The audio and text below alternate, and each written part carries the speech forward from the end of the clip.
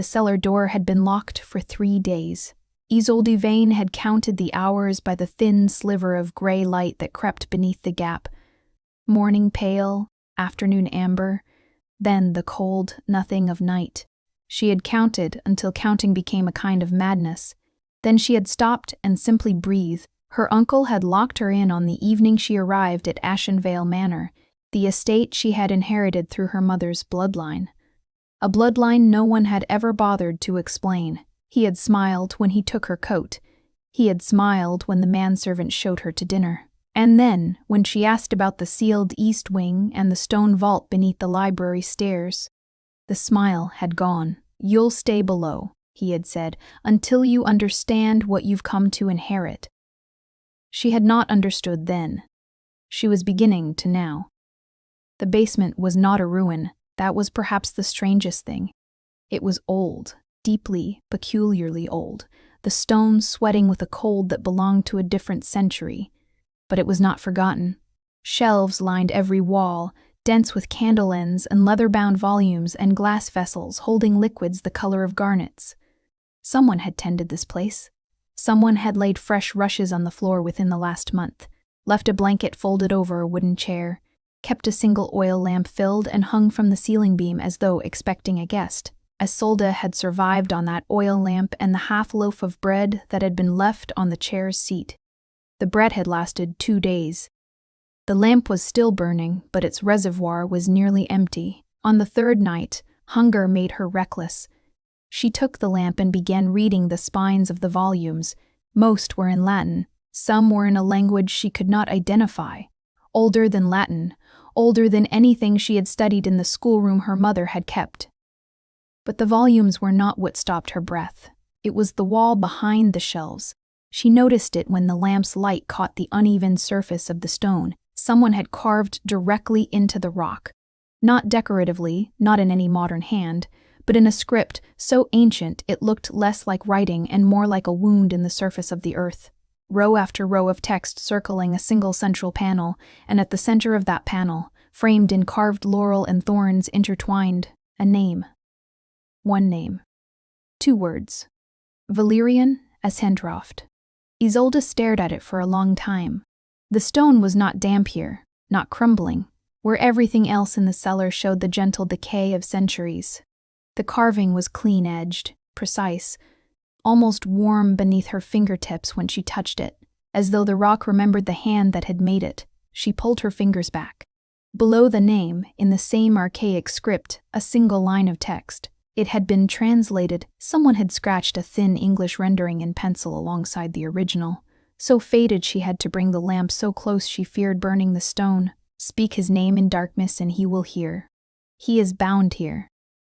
He is only bound." Isolde read the line 3 times. She was not a fanciful woman. She had been raised by a practical mother who had died of something practical, a fever, a bad winter, a doctor who arrived too late. She did not believe in summonings. She did not believe in names as vessels of power. She also had not eaten in 18 hours, and the lamp was nearly out, and no one was coming. She looked at the name. She looked at the translated line. She thought of her uncle's smile. "Valerian Ashencroft," she said. Her voice came out steadier than she expected. It filled the cellar in a way that seemed disproportionate to its volume, as though the space had been designed to hold exactly this sound, to cup it like a chalice and carry it somewhere deep and downward and beyond. The lamp went out. In the absolute dark that followed, Isolde did not move. She pressed her back against the shelves and held perfectly still and listened to her own heartbeat, which was considerably faster than she would have liked. Nothing happened. Then something did. It was not a sound. It was a pressure, a change in the quality of the darkness, the way darkness changes before a storm, thickening at its edges, acquiring weight. The temperature of the cellar dropped by several degrees in a matter of seconds. Isolde's breath clouded in front of her face. Though she couldn't see it, she felt the warmth leaving her lips. And then, from somewhere within the wall, as though the stone had simply decided to accommodate the event, there came a sound like something ancient exhaling for the first time in a very long time. A figure stood at the center of the cellar. She knew this because the darkness around the figure was different from the rest of the darkness. She could not see him, not yet, not in any specific detail, only that he occupied space with an absolute authority that she had never encountered in any living person. He was tall. He was still. He did not breathe. And then, from somewhere above, a sliver of moonlight through a grate she had not noticed. A thin silver beam crossed the cellar floor, and she saw his face. He was looking directly at her. His eyes in that pale light were the color of old gold. Not warm, not welcoming, but precise, appraising, ancient in a way that had nothing to do with the lines on his face, which were few. He looked perhaps 35 in the way that a mountain looks 35, categorically untrue. He said nothing. He only looked at her with those gold eyes, in that ruined dark, and Isolde Vane understood, with a clarity that hunger and fear had scraped her clean enough to receive, that she had not summoned the legend. She had summoned the man the legend was built around, and he had been waiting. He did not speak for a very long time. Isolde had the peculiar impression that time, for him, was a different substance than it was for her, less urgent, less linear, more like weather than a clock. He stood in the thin bar of moonlight and looked at her the way one looks at a thing one has spent centuries expecting and is now, at last, assessing for accuracy. She did not look away. She was not brave. She was simply too exhausted for calculated social performance. And somewhere in the marrow-deep hunger of 3 days near starvation, her instinct for appropriate deference had temporarily abdicated. "You are not Elara Vane," he said at last. His voice was low and even and carried no warmth, but it was not cruel. It was the voice of someone who had long ago made peace with the utility of words and used them now with the economy of a craftsman. "No," Isolde said, "I am her daughter, Isolde." Something shifted in his expression, not emotion precisely, but the space where emotion had once lived and now left an impression, like a body's shape pressed into old linen. "She is gone then. 3 years ago." A pause. "I am sorry for it." The sincerity in those 5 words was absolute and stripped of ceremony, and Isolde found, oddly, that it undid something in her chest that the cold and the hunger and the fear had not managed to touch. "She never mentioned you," Isolde said, which was not the most politic thing to say to a figure who had just emerged from solid stone, but she said it anyway. "She would not have," he said. "It was the agreement." He moved then, not toward her but laterally, crossing the cellar with a silence that made her acutely aware of how much noise ordinary human movement made. He reached up and, from a shelf she had examined and found bare, removed a candle and lit it without flame, without match, simply with a touch of his fingers, and set it on the table. In the candlelight, he was more specific.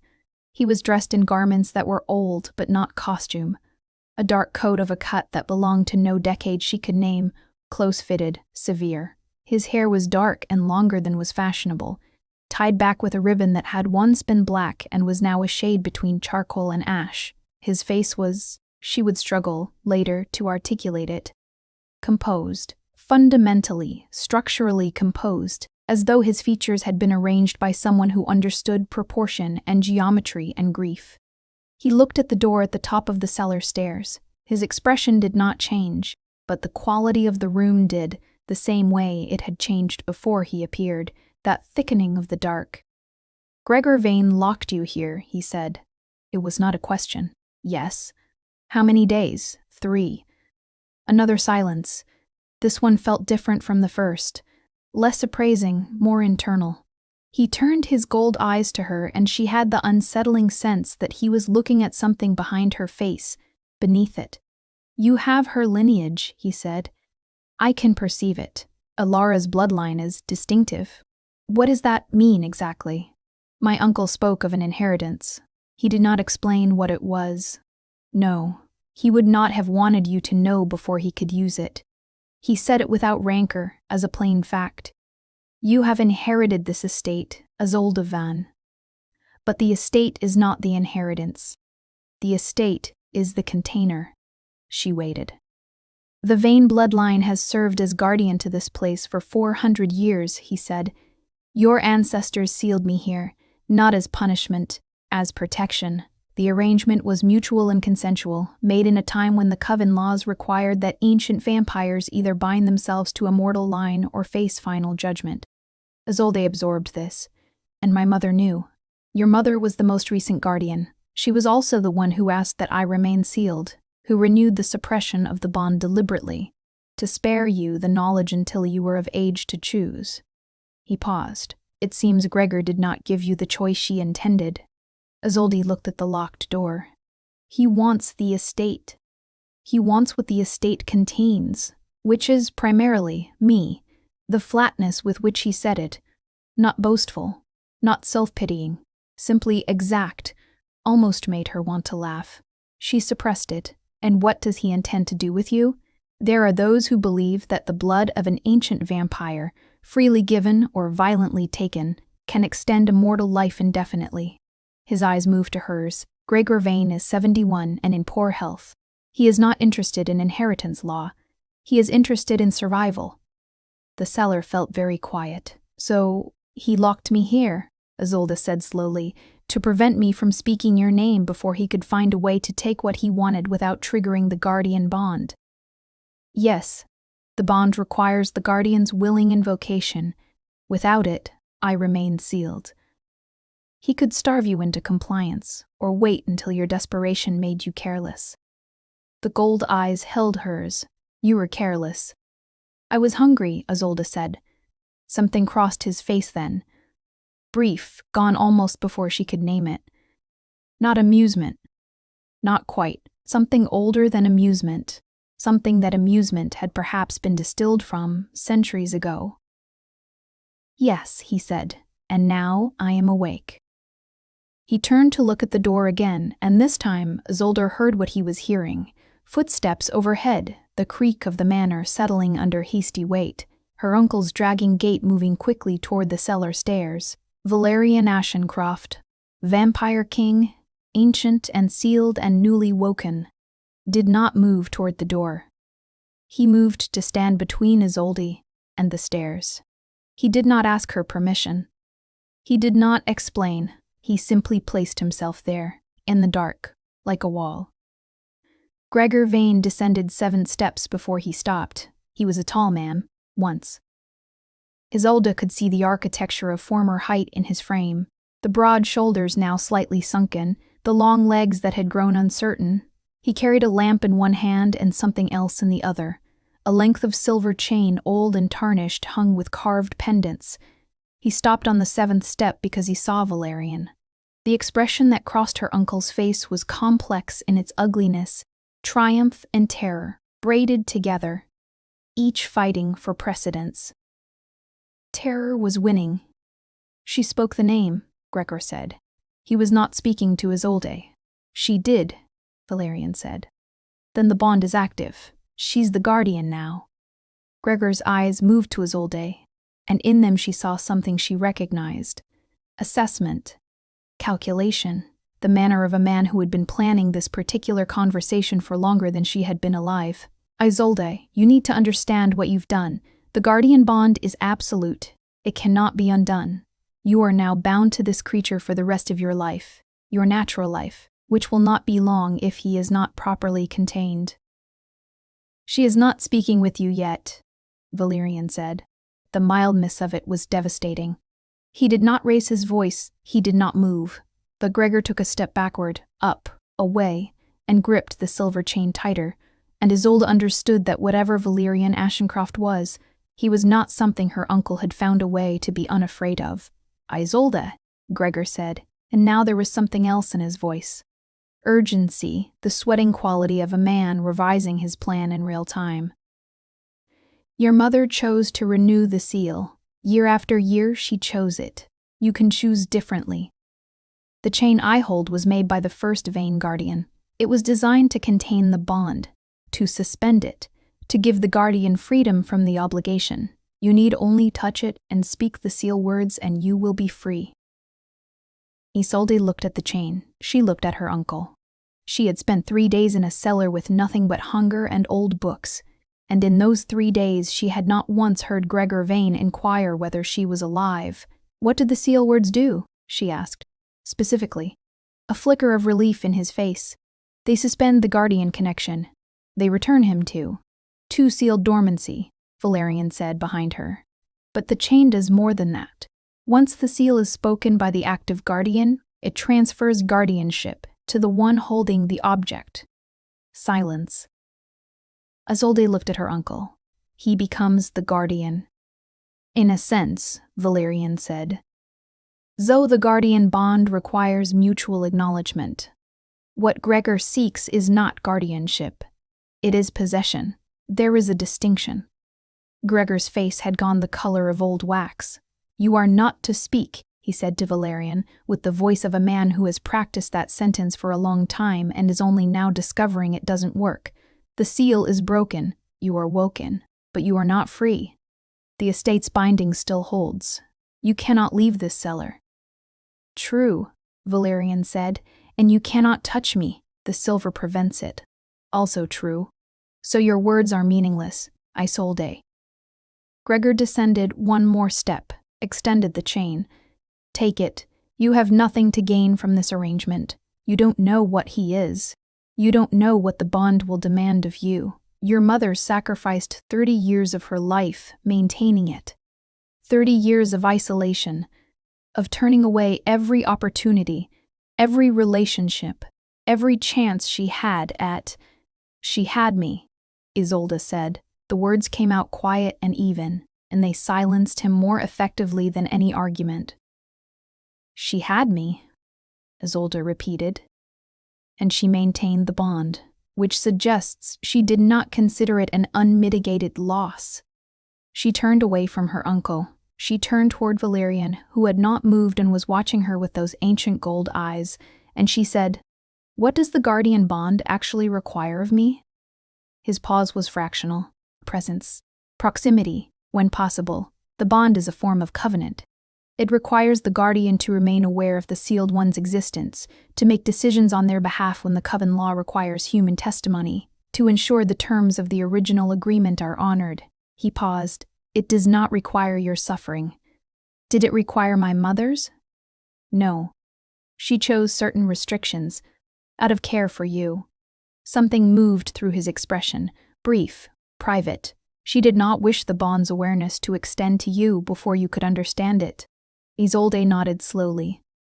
Above her, Gregor had descended another step. Chain extended. Isolde, last chance. Take the chain. She looked at the chain. She looked at the man holding it. The man who had locked her in a basement for 3 days. Who had let her go hungry. Who had smiled as he took her coat on the night she arrived. Already calculating, she looked at Valerian Ashencroft. Is there a way, she said to him, to formalize the guardian bond more explicitly, so that it cannot be challenged or transferred? His eyes held hers. Yes, but it requires a formal acknowledgement from both parties, spoken in the presence of a witness. Gregor is a witness. He is.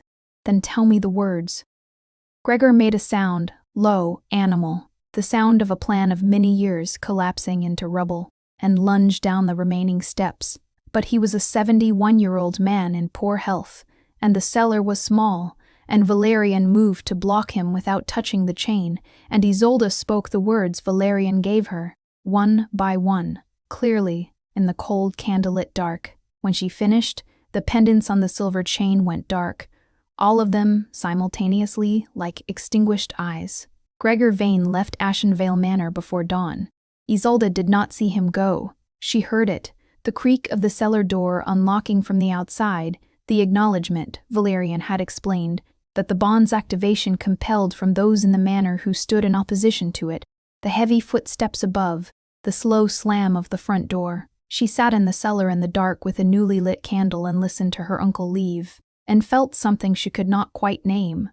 Not relief, exactly, because relief implied a return to a former state, and she had no former state to return to.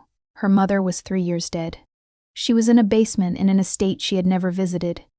She had just formalized a supernatural covenant with a several-century-old vampire. It seemed a reasonable enough assessment of her situation. Valerian brought her food from somewhere in the manor's upper floors: bread, hard cheese, a glass of water.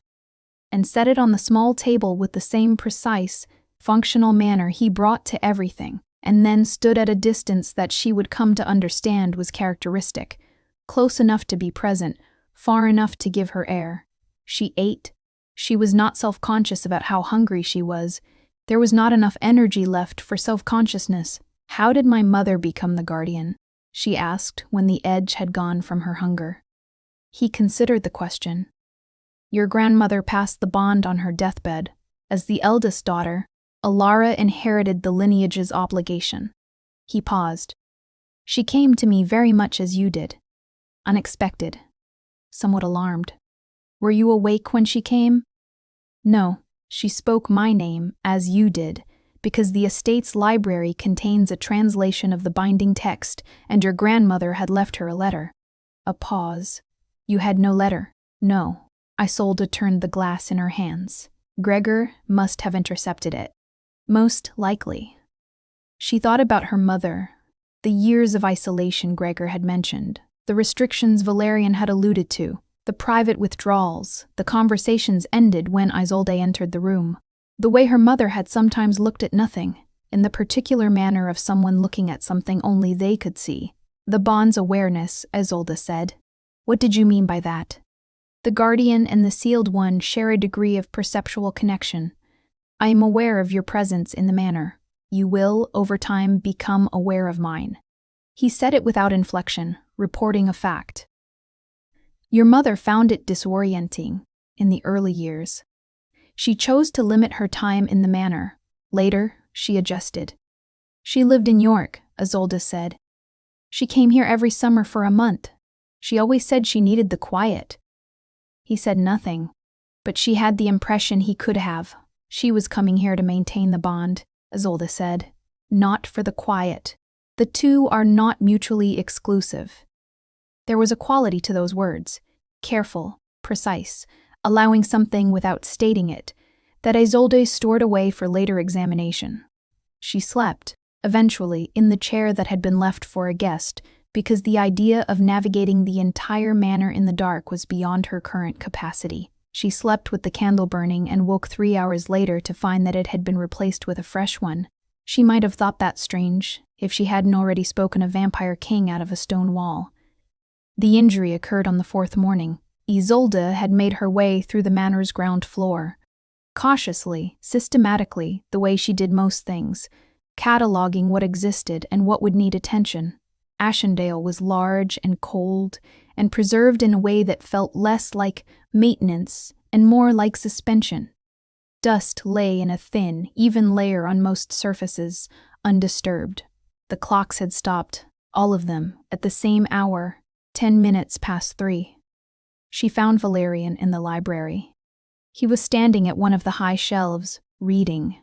He did not acknowledge her entrance, which she was beginning to understand was not discourtesy, but a different relationship with the concept of acknowledgement. He registered everything. He simply did not perform the registration. She was reaching for a volume on the upper shelf of the opposite wall when the ladder she stood on shifted. She grabbed for the shelf and caught it. The volume she'd aimed for caught her hand as it fell, its metal clasp opening a cut across her palm. It was shallow. It was not dramatic. She pressed her hand against her coat and turned to step down from the ladder and found Valerian standing directly below her. He had moved across the library in the time it took her to register the cut. He was not touching her. He stood one step back from the ladder's base, and his expression was controlled. Profoundly, deliberately controlled. The control of something that has long practice at it. But his eyes had changed. The gold was darker, or deeper, or there was more of it, filling in what had been shadow at the iris's edge. "I apologize," he said. His voice was even. "The blood, it is perceptible." Isolde looked at him. She looked at her hand, at the thin red line the clasp had made. She understood with a clarity that was entirely uncomplicated and therefore all the more significant that this was not a man who was going to hurt her. It was not a thought she could have justified, standing in a cold library having known him for less than a day. But she had learned, in 3 days in a basement with nothing but stone and silence for company, to trust the thoughts that hunger had cleared her clean enough to receive. "I'll wrap it," she said. "It will stop shortly." He stepped back. He returned to his shelf, but his back, turned to her, was held with a careful precision that had not been there before she climbed the ladder. She filed it away, next to the words about quiet. The manor's east wing had been locked for longer than Isolde had been alive. She found the key on the 5th day, or rather, the bond found it for her. She was crossing the entrance hall when she became aware of something she could only describe as a directional quality to the air, a sense of significance attached to the 3rd drawer of the escritoire beneath the staircase, as insistent and inarticulate as a dog alerting at a scent. She opened the drawer. Inside was a key. This, she would learn, was what the bond's awareness felt like when it was trying to be useful. She stood for a moment in the hall. Then she went to find Valerian. He had a habit of appearing in rooms a few moments after she entered them. Not intrusively, not as surveillance, but with the quality of a tide following a gravity it cannot resist. She had begun to find it less unsettling and more simply characteristic. The way the cold of the manor had become characteristic. The way his particular quality of silence had become a thing she could read nuance into, like weather. "The east wing," she said, holding up the key. He looked at it. Something shifted in his expression. Not alarm, but the careful management of a feeling that, if not managed, might be larger than the room. "That is your grandmother's key," he said. Mara Vane kept the east wing as a study. "For the bond? For documentation." He paused. "She spent 40 years as guardian. She recorded much of what she learned." Isolde turned the key in her fingers. "About you. About the arrangement. The history. The bloodline." He paused again. "About me, yes, to some degree." The east wing was cold in a way that was distinct from the manor's general chill. Older cold, bone deep. The cold of a room that has not been breathed in for a very long time. But like the basement, it was not abandoned. The shelves were organized, the documents stacked with deliberate care, the writing desk positioned to catch what afternoon light the narrow windows permitted. Isolde spent 3 hours reading her grandmother's journals. Mara Vane had been precise and unsentimental in her documentation. The journals recorded the early years of the bond in clinical, observational terms.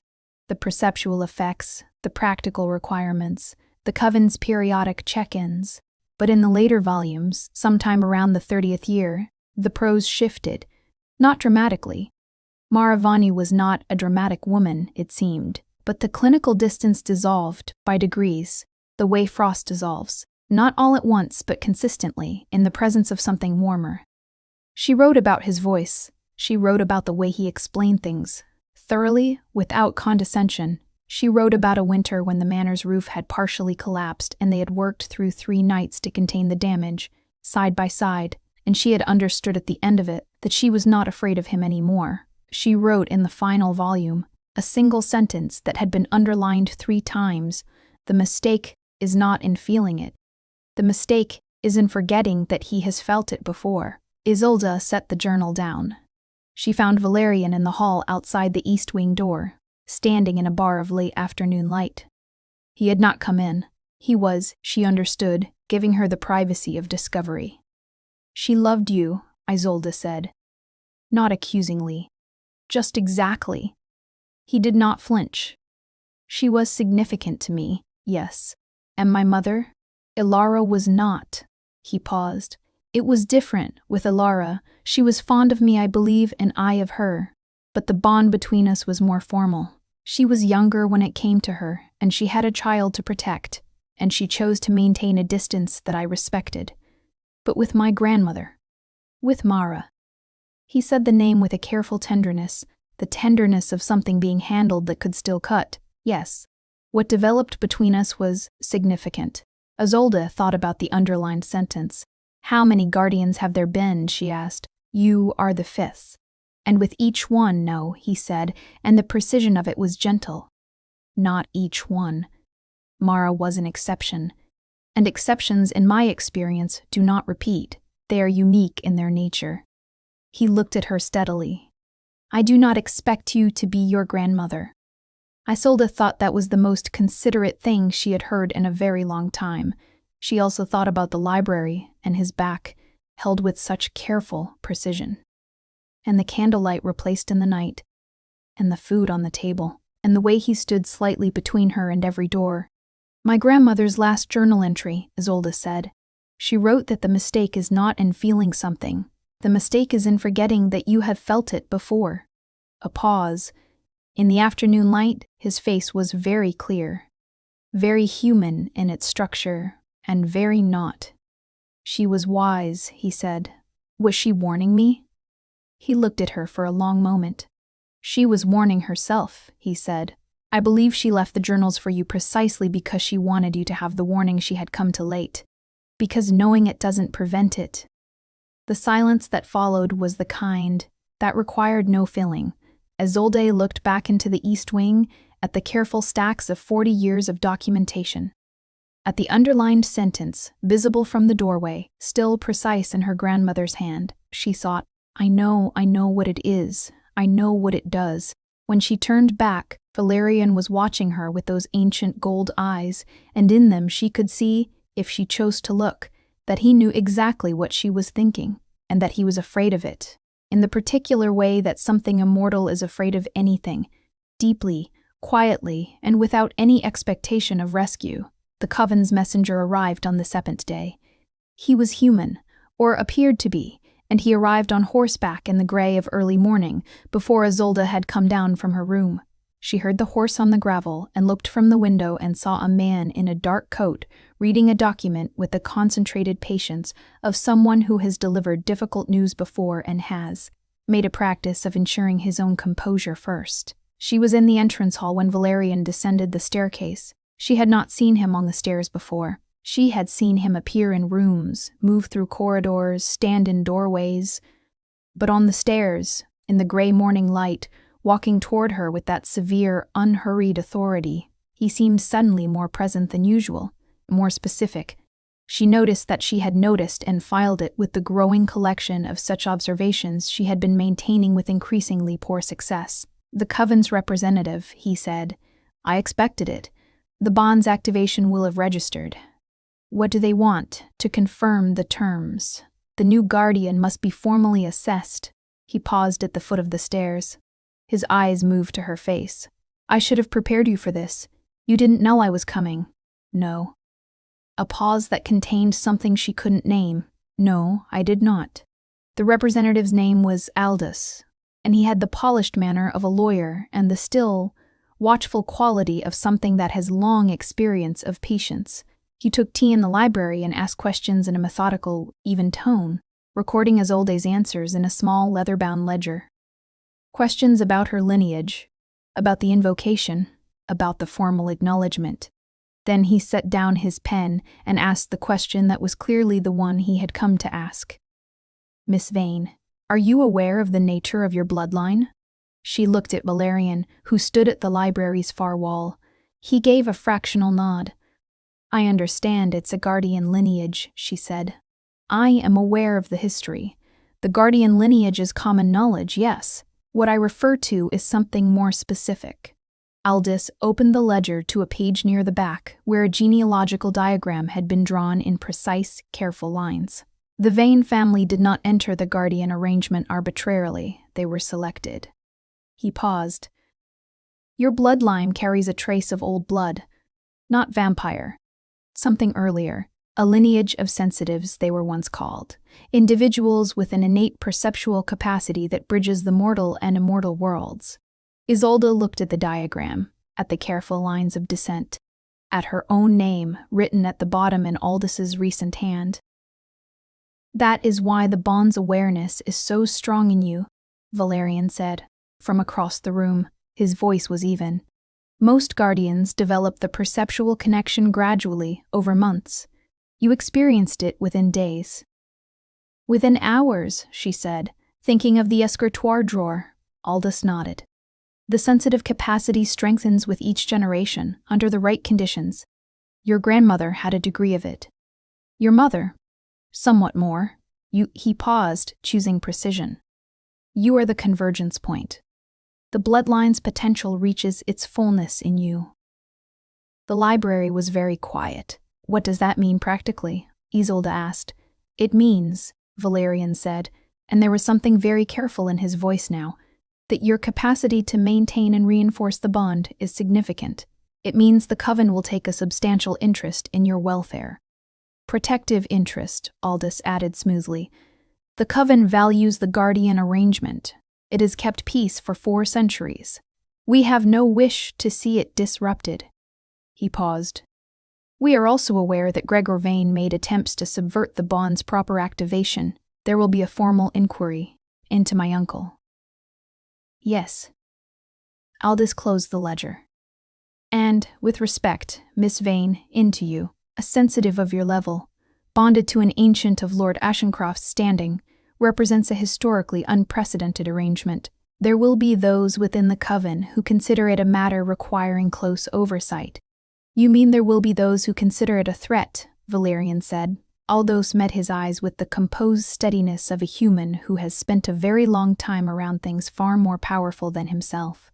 I mean, I would advise you both to be prepared for that possibility, yes. He left shortly after. The horse's hooves on the gravel faded slowly in the cold morning air, and then there was only the manor's silence, and the 2 of them in the library, and the diagram in the closed ledger on the table between them. A threat, Isolde said. To certain interests, yes. Valerian had not moved from the wall. There was something in his stillness that was different from his usual stillness. Denser, more deliberate. A sensitive of your degree, bonded to an ancient, is not without precedent in history. It is rare. The last such pairing was 300 years ago. What happened to them? A pause. The coven judged it a violation of the neutrality principle, he said. The bond between a sensitive and an ancient accumulates, over time. It becomes something more than contractual. The coven considered it a threat to the governed distance between mortal and immortal law. What happened to them? Isolde repeated. His gold eyes held hers. The guardian was relocated, he said. The ancient was resealed, separately, without the possibility of invocation. The word separately sat in the air between them. Isolde looked at the diagram, at her name, at the end of all those careful lines of dissent, written in someone else's hand as though she were a conclusion that had been expected for a very long time. She thought of her grandmother's underlined sentence. She thought, I know what it does, across the room. Valerian Ashencroft had gone very still in the way that stillness is a form of saying something one cannot say aloud. The trial was set for the new moon. Isolde learned this from the second letter that arrived 3 days after Aldous' visit. Formal, sealed with black wax. Addressed to the guardian of the Ashenvale seal in a hand that was too precise to be fully human. She read it twice, then carried it to the library, where Valerian was already aware of its contents before she said a word. They've called a formal hearing, she said. Yes, and I am required to appear before the full coven council. She set the letter on the table. In some capacity as, what? Evidence? As a party to the bond. He was looking at the window. The night beyond it was very black. The coven has the authority to dissolve guardian bonds that they deem to violate the neutrality principle. They will review the circumstances of the bond's activation, the sensitive capacity assessment, and the nature of the relationship to date. She heard the care in that final phrase. They'll be looking for evidence that the bond has already accumulated into something the neutrality principle prohibits. Yes. Has it? The question was quiet and exactly placed, and it hung in the room for a moment longer than most questions hang. He turned from the window. The candlelight found the angles of his face and made them more severe and also, somehow, more clear. You know that it has, he said. It was not an accusation. It was not a declaration. It was the most careful possible articulation of a fact that both of them had been maintaining at a polite distance for 7 days, and the articulating of it made the distance collapse without drama, simply because it was now named, and names are containers, and you cannot hold a thing and pretend not to feel its weight. Isolde looked at her hands on the table. Then we present the bond as contractual, she said. We present the circumstances, the lineage, the invocation under duress, Gregor's interference, as context. We demonstrate that the bond was activated correctly, that the sensitive capacity was not sought but inherited, that Isolde, her name, in his voice, had not been said quite like that before. She stopped. They will not be persuaded by argument, he said. What the coven fears is not the legality of the bond's formation. What they fear is what a sensitive and an ancient become to each other over time. She met his eyes. What do they become? He was quiet for a moment, choosing words with the care of someone who has long experience of the harm that imprecise words can cause. They become necessary, he said, to each other, in a way that defies the category of contractual obligation, in a way that makes the sealed one protective and the guardian. He stopped. The guardian becomes the sealed one's orientation point, the fixed star by which everything else is navigated. The library was very quiet. And you have felt this before, Isolde said. With my grandmother. Yes. Then you know how it ends. Yes. He looked at her steadily. They separated us, as they will separate us. This is what I am telling you, Isolde, before the hearing, not to cause you pain, but so that you have the choice your mother tried to give you. The choice of knowing, before it becomes too late to prepare. She thought about preparation, and what it meant to prepare for the loss of something you had not quite admitted to holding. Is there any argument that has ever worked on the Coven's Neutrality Council? She asked. A pause. There is one precedent. A bonded pair, 200 years ago, a sensitive of high degree. They were permitted to maintain the arrangement because the ancient in question had served the Coven directly, for an extended period, in a capacity they considered valuable enough to warrant the exception. What capacity? Enforcement. The Coven's law requires an enforcer for violations of vampire kind. Those who break the feeding laws, who expose the existence of vampires to the mortal world, who violate the seal covenantors. The enforcer must be ancient enough to compel compliance, and willing to be bound by Coven law themselves in exchange for the exception. Were you ever the enforcer? I held the position for 60 years, 3 centuries ago. His eyes were steady. I left when the enforcement of one particular judgment required an action I was not willing to take. What judgment? A long pause. It was the pair I mentioned. 300 years ago, the Coven ordered their separation.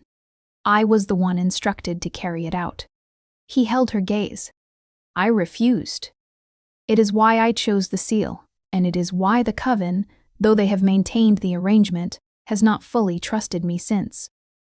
Isolde was very still. She was thinking of a man who refused to separate two people and chose centuries of dormancy instead. She was thinking of what that refusal said about the nature of the man who made it. She said, "Offer yourself to the council as enforcer again, in exchange for the exception."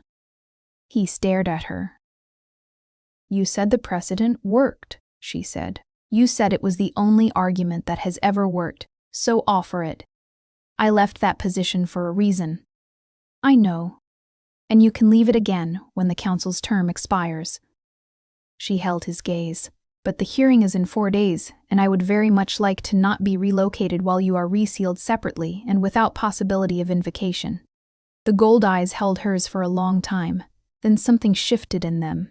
Not warmth, exactly, but the space where warmth had long been possible, recognizing its moment. "You were very practical," he said. "I spent 3 days in a basement," she said. "It calibrates one." Valerian had walked through 11 human generations. He had watched empires rise with the enthusiasm of something believing itself permanent, and fall with the particular confusion of things that have forgotten they are not. He had seen plagues and revolutions and the slow, patient transformation of the world from one version of itself into another. And he had found, over the course of those centuries, that what he felt most consistently was not grief, and not wonder, but a very precise kind of loneliness, the loneliness of someone who remembers what others have forgotten, who holds the thread of continuity that no one else can hold. Mara had been the exception. Mara had been someone who could hold it with him for a time. He had not expected another. He stood now in the corridor outside the East Wing, in the dark of 2 in the morning, and listened to Isolde sleep.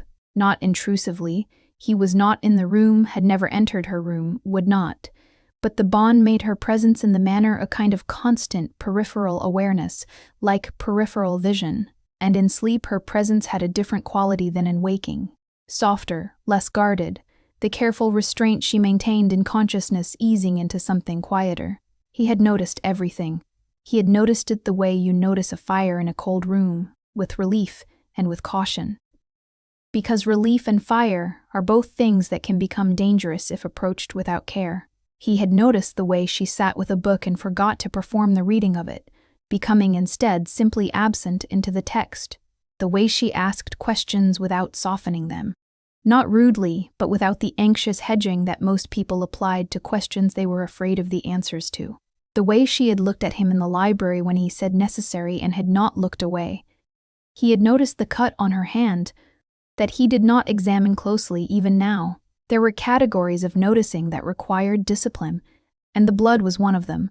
Not because he did not trust himself, but because he understood, with several hundred years of clarity, that trust was not a thing you declared and then abandoned to its own devices. Trust was a practice. It required maintenance. He had been maintaining it consciously since the moment she climbed the library ladder. He thought about her proposal. The enforcer position. The council. The council had not trusted him since his refusal 3 centuries ago. They had maintained the seal arrangement because they needed it, needed the guardian bloodline, and the guardian bloodline needed the sealed one. But they had never been fully comfortable with his autonomy, with the fact of a vampire ancient who had declined to enforce a judgment on principle. Principles, in the Coven's estimation, were a kind of vulnerability. He wondered what they would make of Isolde Vane, who had survived 3 days of captivity in a basement with the quiet, internal fortitude of someone who has simply decided that panic is not a useful allocation of energy, and had emerged from it clear-eyed and calibrated in asking the exact right questions. He wondered what they would make of her, and he felt, for the first time in a very long time, in longer than he could honestly recall, afraid. Not of the Coven's judgment, not of the resealing, of the specific, precise, irrevocable possibility that they would take her away from him before he had even been able to. He stopped the thought. He was practiced at this. He had practice, but he stood in the corridor outside the East Wing at 2 a.m. and listened to her breathe. And the loneliness that had been his most consistent companion for 11 human generations was conspicuously absent, and its absence was a sharper thing than its presence had ever been, because now he knew exactly what was filling the space, the name of it. He went back downstairs. He sat in the library. He looked at the genealogical diagram Aldous had left. He thought, she is not her grandmother. Mara understood what she felt. She understood it fully, and she loved me, and the Coven still separated us, and I still could not protect her from it. He thought, the mistake is not in feeling it. He thought, I know what you meant, Mara. He looked at the diagram, at the name at the end of all those careful lines of descent. He thought, I cannot do this again. He thought, 3 seconds later, I do not think I have a choice. In the morning, Isolde came downstairs to find him already in the library, already looking at the letter from the Coven, already, she could see it in the set of his shoulders, in the particular quality of his stillness, arrived at a decision. You'll do it, she said. Not a question. He looked up.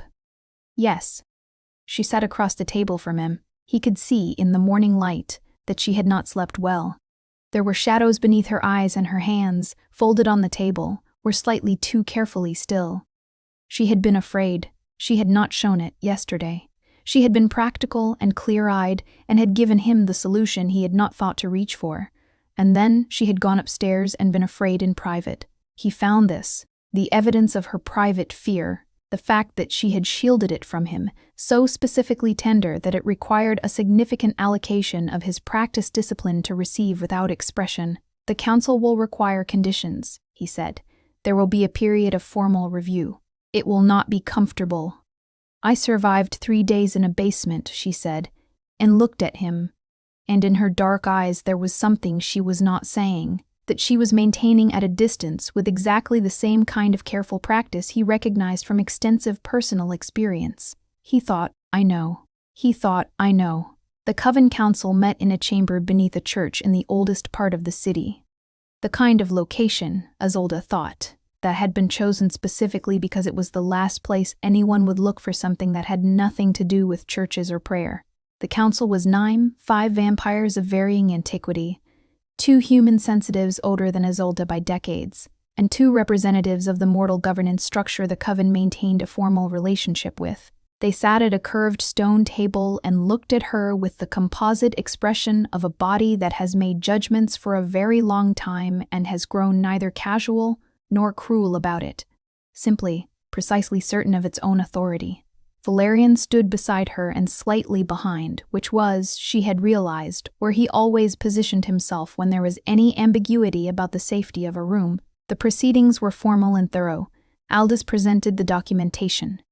Isolde gave her account of the invocation, the 3 days, the hunger, the name on the wall, the penciled translation. She gave it in clear, unembellished terms, and the council listened with the quality of attention that made it clear they were assessing not just the facts, but the manner of their presentation. Then Valerian made his offer. He addressed the council in the voice she had heard him use when he spoke of things that mattered. Low, even without petition, he presented the precedent.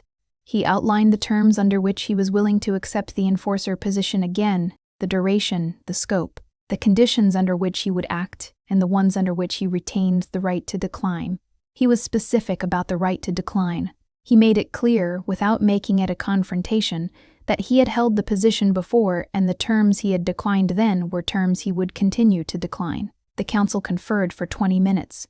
The eldest among the vampire members, a woman of apparent middle age who gave the impression of having been apparent middle age for a substantial portion of human history, looked at Isolde for a long moment before the verdict. "Miss Vane," she said, "you understand that the bond you carry is significant." "Yes, and you understand that the precedent we consider here was granted under circumstances that required the bonded pair to maintain formal distance, to not allow the bond to accumulate beyond its contractual nature." Isolde looked at her steadily. "I understand that was the precedent's condition. It will be the condition here as well. The bond is recognized. The enforcer arrangement is accepted." The woman's eyes, which were very old and very dark, held Isolde's without flinching. "But the council will conduct periodic reviews. If the bond is found to have moved beyond its covenant boundaries, define the covenant boundaries," Isolde said. A slight pause around the table. "Guardianship, perceptual connection, the functional requirements of the seal." The woman paused. "No more than that." Isolde looked at her. She thought about Mara, who had loved him, and the council, who had separated them. She thought about her grandmother's journals. 40 years of documentation culminating in an underlined sentence, left for her by a woman who understood exactly what she was leaving. She thought, what Mara felt. The council could not legislate away. They separated her from him. They did not separate her from the feeling. "I agree to the terms," Isolde said. She said it clearly and without hesitation, and if her interpretation of no more than that was somewhat different from the council's, she kept a difference in the place she had learned to keep things, private, internal, carried with the quiet endurance that was, apparently, characteristic of her bloodline. The proceedings closed. The documentation was signed, her signature, Valerian's, Aldous' witnessing hand. The council departed, and they stood in the empty chamber, the 2 of them in the cold beneath the church, and Isolde became aware that her hands were shaking. Not dramatically. Not visibly, she thought. But the 3 days of the basement and the 7 days of the manor and the hearing and the terms she had just agreed to, and the look on his face when he made the enforcer offer, all of it had been maintained in careful internal suspension, and now that the proceedings were over, the suspension was releasing. She did not make a sound. She simply stood very still and let it pass through her. He moved, then, not to take her hands, not to touch her. He stood before her and lowered his head, and looked at her from that closer distance with those gold eyes and said very quietly, "It is over." "Yes," she said, "you are all right." It was not quite a question. He was checking the fact, the way you check a fact when the thing you're checking matters. "Yes," she said again. He reached out then and took her hands. Both of them, folded between both of his, which were cool and still and absolutely steady. He did not pull her toward him. He simply held her hands in that chamber, in the quiet that followed the close of a proceeding that would govern both their lives for the foreseeable future, and looked at her. "I agreed to the terms," she said. I know what they require. I know. I intend to honor them. She held his gaze. All of them. I know, he said again, and there was something in his voice that knew what she meant by all, and held that knowledge with the same careful practice she was applying to her own. They stood like that for a long moment, her hands in his, the cold of the stone around them, the weight of the covenant that had just been spoken aloud and sealed in the oldest part of the city, under a church that had nothing to do with prayer. And then he released her hands and stepped back, and the formal distance returned between them, clean and necessary and, she thought, unbearably full of something that had no contractual name. 3 months after the council's ruling, Gregor Vane died. The news reached Ashenvale by letter. A solicitor's letter, formal and brief, informing Isolde that her uncle had suffered a cardiac episode at his house in the city and had been found 2 days later by his housekeeper. There was mention of considerable debt. There was mention of no surviving heirs other than Isolde herself. There was no mention of the silver chain which had presumably gone with him when he left the manor on that first night, and which Isolde did not intend to inquire after. She sat with the letter in the east wing, at her grandmother's desk, which she had made into her own working desk over the past months. The journals were still there, but she had begun supplementing them, her own observations, her own record, the same precise documentation in a different hand. She felt nothing particular about her uncle's death. This was not callousness. She had examined the absence of feeling carefully and concluded that it was simply accurate. Gregor Vane had tried to use her as an instrument. He had failed. He had left. Whatever he had felt in the interval between the manor and his death was his business. She set the letter down and went to find Valerian. She found him on the edge of the garden, where the grounds of Ashenvale gave way to the older part of the property, the wooded margin. The centuries thick dark between the trees. He was standing at the tree line, looking into the wood with an expression that she had learned to read over the past 3 months. He was thinking about something old. He often stood at the edge of things and thought about something old. "Gregor is dead," she said. He turned. "I know." I felt the bond's response to it. A pause. "I am sorry if he was ever someone worth grieving." He wasn't. She stood beside him and looked at the wood. "I don't think my mother grieved him either. They were never close." No. Alara found him. He paused in the way he paused when he was being careful about the dead. Difficult. Isolde almost smiled. It was the mildest possible word. They stood together at the wood's edge. 3 months of inhabiting the same manor had changed the quality of their proximity. Not in any way that violated the council's terms, but in the way that shared space always changes 2 people. The small accumulating knowledge of another person's habits, rhythms, the sound of their step, the particular quality of their morning silence versus their evening silence. She had learned that he did not speak much before the 9th hour, and a great deal more after the 11th. She had learned that he read by preference in 3 languages and by necessity in 6. She had learned that he kept a small carved box in the library that he never opened in front of her, and that she had chosen, as a point of deliberate courtesy, not to ask about. She suspected it contained something of Mara's. She had come to understand over 3 months what her grandmother had meant by the underlined sentence. She had come to understand it not in her mind, which had understood it from the beginning, but in the way that understanding becomes knowledge, through accumulation, through proximity, through the specific gravity of a presence that had, slowly and without announcement, become the reference point by which she navigated everything else. She had been maintaining the distance the council required. It had become, over 3 months, an increasingly technical exercise. "The Coven's first review is in 2 weeks, she said. Aldous says it should be a formality, given the enforcer arrangement. Aldous is cautiously optimistic. The council prefers to make its own assessments." She looked at him. He was still looking at the wood. Valerian. He turned at the directness of it. She rarely used his name without a sentence attached. She looked at him in the gray afternoon light. At the face she had now looked at for 3 months, and still found she could not look at carelessly. She thought about the council's terms. She thought about formal distance. She thought about the reviews, biannual, and the enforcer position and the agreement she had signed. She thought about her grandmother, who had loved him and been separated from him, and had lived the rest of her life with that absence, and had left a single underlined sentence. She thought. She did not regret it. She loved him and lost him, and she did not regret it. She only wanted me to be prepared. I am prepared, she said. He looked at her. He had learned over 3 months to read the gaps in her speech, the places where the sentence was doing more work than its words, and she could see him reading this one. Isolde, he said. I know what the terms require, she said. I know what the reviews will look for. I intend to do exactly as I agreed. She held his gaze. I only wanted to say. I am prepared, for whatever duration this arrangement takes. I am not doing it because I had no choice. I am doing it because it is. She stopped. He waited. Because it is the right arrangement, she said.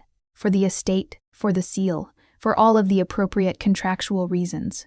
He looked at her for a long time. Then he said, yes, of course.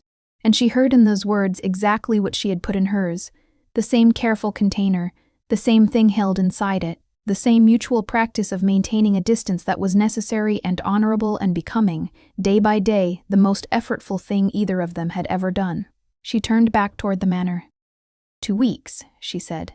2 weeks, he agreed, and she walked back across the grounds of Ashen Vale in the grey afternoon, and did not look back, and knew without looking that he watched until she reached the door. The second review came 6 months after the first. The council, in its judgment, found the arrangement satisfactory. Aldous presented the documentation.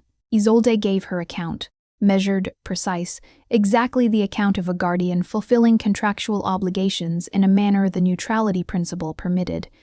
The council asked questions. She answered them. Valerian, as the sealed one, was assessed separately in a session she was not present for. Valerian sat before the council's eldest member and answered her questions with the same even precision he brought to most things, and thought, throughout, of Mara. Mara had been brilliant and warm, and she had loved him with the full honesty of someone who did not know how to do it partially, and the coven had separated them, and he had spent the 70 years following her death in dormancy because the alternative was to be awake in a world that had her shape in it and was not her.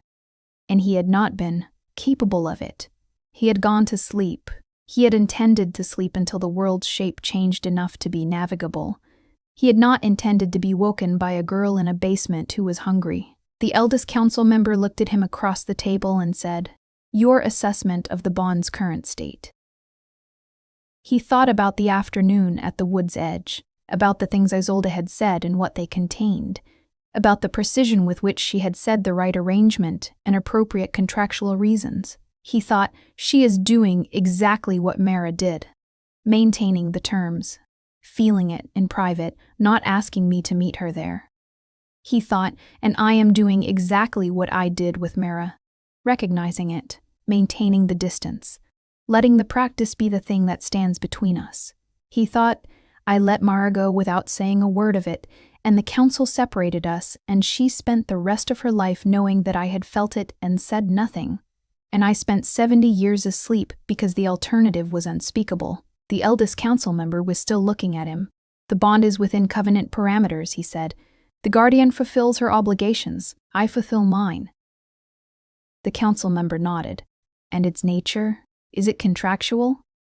He held her gaze. The bond is what it has always been, he said. The nature of all guardian bonds is functional and formal. You have my assessment. She looked at him for a long time. Then she said, the council is satisfied. The arrangement continues. He found Isolde in the East Wing after the review, at her desk, writing in the documentation journal she had begun as an extension of Mara's. She looked up when he appeared in the doorway. Both reviews satisfied, she said. Yes. She set down her pen.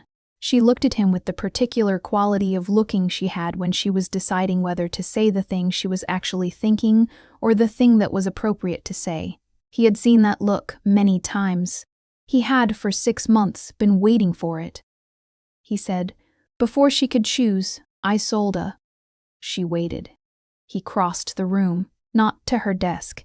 He stopped in the middle of the east wing, in the afternoon light coming through the narrow windows, and looked at her from that distance, and said the thing he had maintained the practice of not saying for 6 months, because 6 months had taught him what 70 years of sleep had only approximated.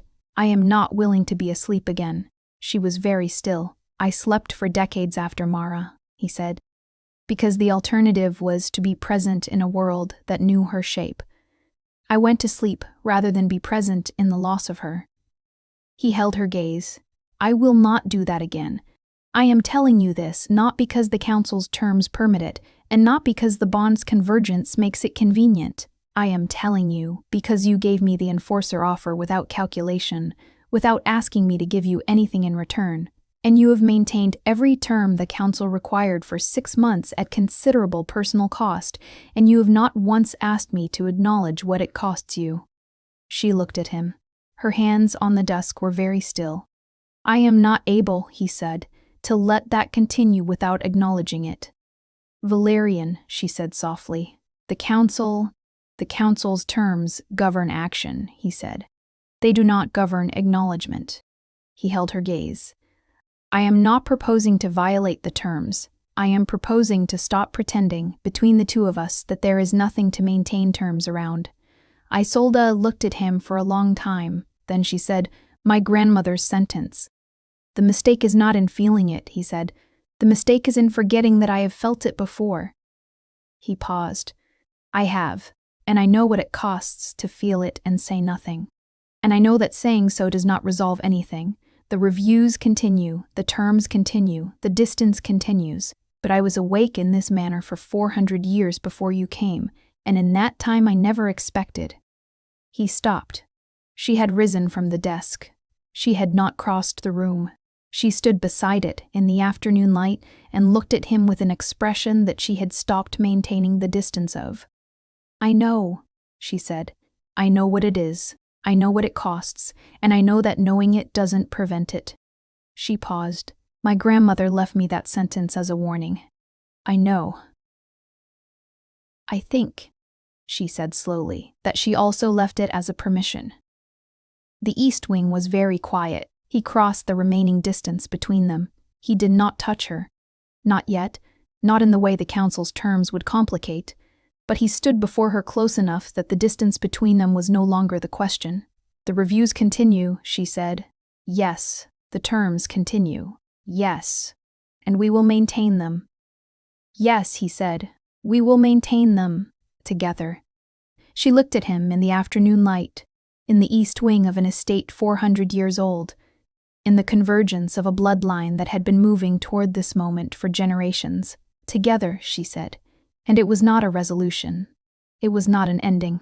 It was the beginning of a longer, harder, more particular thing, a thing the Council would continue to review, and they would continue to navigate, and the bond would continue to hold, in the dark and in the light, in the cold manor with its stopped clocks and its replaced candles and its centuries of careful tending.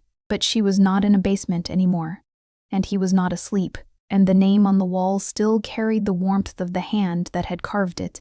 And outside the narrow windows of the east wing, the grounds of Auchenvale were very old and very still and entirely prepared, in the particular patience of old things, to wait as long as necessary for what came next.